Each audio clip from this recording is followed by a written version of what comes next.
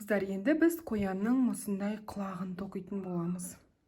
Кольцо амигуруmiға 9 столбик без накида тоқып аламыз. Екінші қатар әр столбикқа прибавка. Әр столбикқа 2-ден тоқып шығамыз.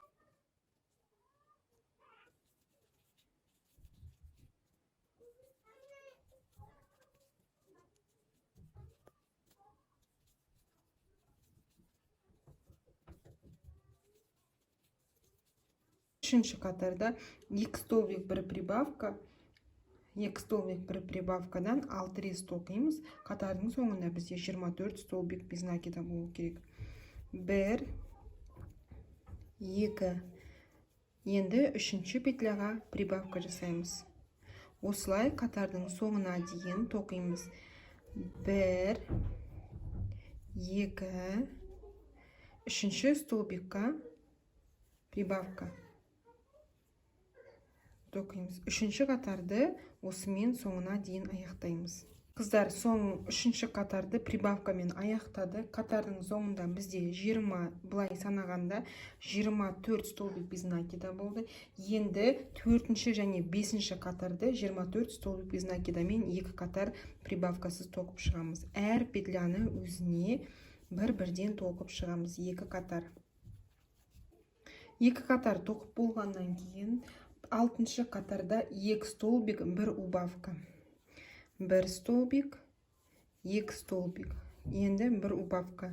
Убавканы осылай 2 петляға бірден кезек-кезек кіргізіп, крючоктағы 3 жіпті бірге қосып тартамыз. 1 петля, 2 петля тоқимыз.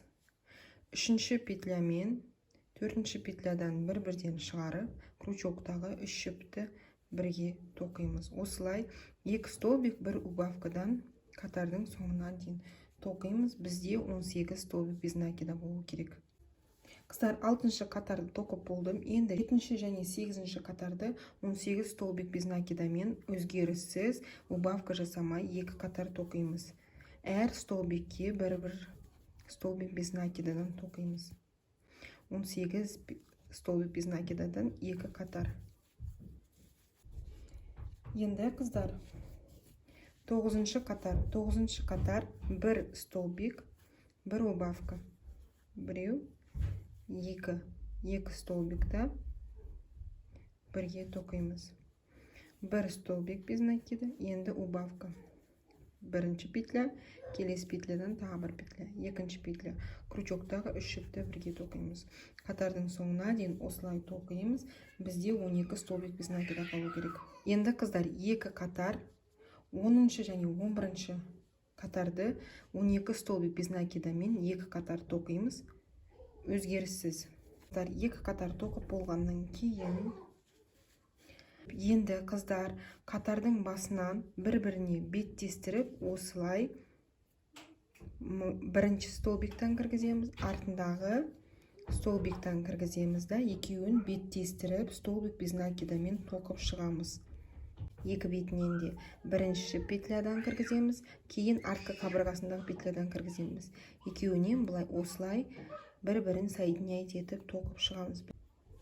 Осылай тоқылу керек.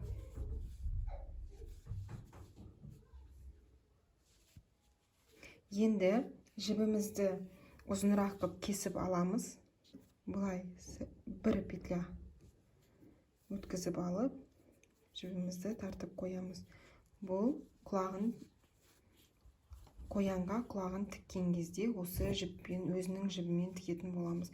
Енді маркер қып қойған жібімізді алып тастаймыз.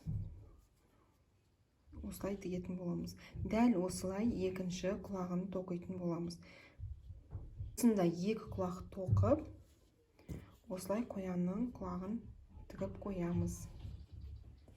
Осындай әбәдемі сүп-сүйкімді қоян бізде соқылып шығады.